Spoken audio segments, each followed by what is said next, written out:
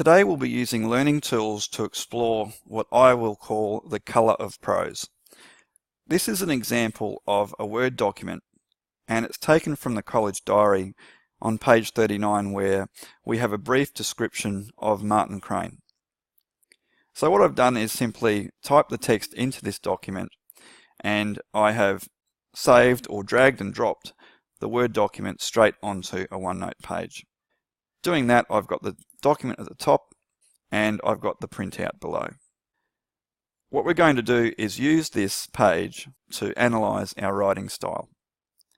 To do this, we're going into the Learning Tools tab. To see this tab, you have to have installed the Learning Tools add-on already. So let's go into the Immersive Reader. I've already set this up so that the text is smaller.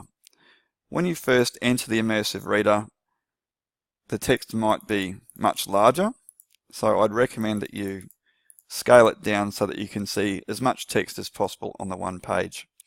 And you can see how OneNote and Learning Tools has been able to extract the text from that Word document. So I'm going to go across into the second option in the Learning Tools add-on, and that's to turn on the nouns, verbs, and adjectives. This is what I mean by the color of prose. In here we can see lots of purple. So this is a very good example of a very noun-heavy passage of text. And that's because we are learning here about Martin Crane. Therefore we can see lots of sentences begin with nouns, and in this case that color is purple. All sentences need verbs, and so we can see how there are verbs placed within each of these sentences as well. What is not very prominent in this passage of text, however, is adjectives. So it's quite a dry and information-driven passage of text. There's not a lot of that teal color, and that's indicating that there's not a lot of adjectives in this passage. That's something that could be edited and improved upon. If we wanted to, we could also hit the playback button and hear the text read aloud to us and use that as another way to analyze our writing style. But what I'm going to do now is compare this passage of text to another one.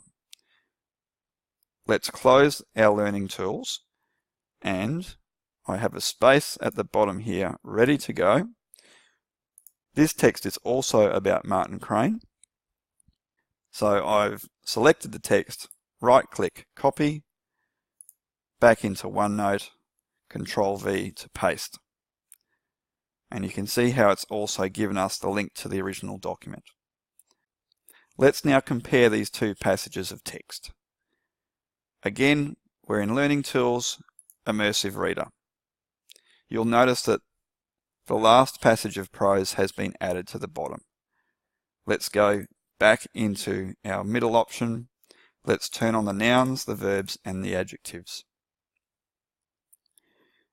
Now I've already read this passage, and I think it is a bit more descriptive of the life of Martin Crane.